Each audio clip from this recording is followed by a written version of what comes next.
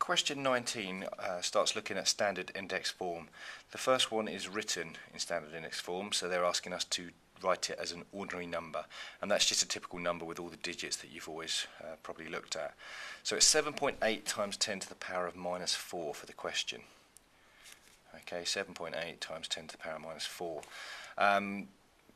Teachers have a different way of doing this, whether we move the decimal point or not, but I've got to move it 4 places, and the negative means the number's going to be getting smaller. Okay, the number itself is not going to be negative, but it means it's going to be getting smaller. So this 7.8 is going to be moving 4 places to my right. Okay, so if I write the decimal underneath, depends what digit you wish to start with. You could start with a 7. The 7 started out there. It needs to move 4 places, so it's moving 1, 2, 3, and then it comes in on that 4th one. The 8 is to the right of it. It stays to the right of it. And the rest we can just fill in with zeros that are preceding.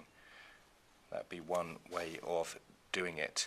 Otherwise, you could do it another way. If I move over here, for 7.8, as we started out, it has as many zeros as we want at the start. Okay, I could carry on writing preceding zeros, they mean nothing. 0, 10, 0, hundreds, etc., etc. Some people would move the decimal point. So the number's getting smaller, so the decimal point, if you don't move the digits, you can move the decimal point. It's going to move 4 places. Once, we'll move it there.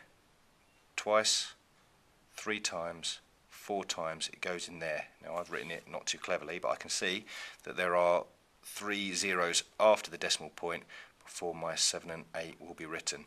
So either which way you would work it, but that would be the answer to that first part. The second one is asking us to do the reverse process. It gives us an ordinary number, 95,600,000, and it's asking us to write it in standard form. So standard form dictates that I can only have 1 digit in front of my decimal point. So my decimal point, there can only be 1 digit in front, and it's going to be the first digit of my question, the 9. The 9 goes there. The 5 and the 6, and all those zeros, they're to the right of my 9. So they stay to the right of my 9. The 5 and the 6. Now I can write all these zeros in here, but as it's this side of the decimal point to the right, they don't matter. We don't have to do that. So 9.56 is the first part. I'm now going to write down times 10 to the power of something. And the something is how many places I've moved it. This started out at 95 million. I've turned it into 9.5, so I've made it a lot smaller, so I need to get the million part in here. Again, I can consider where the decimal point was to start with and where I've moved it to. I've moved it once, twice, 3 times, 4, 5, 6, 7 times that I've moved it.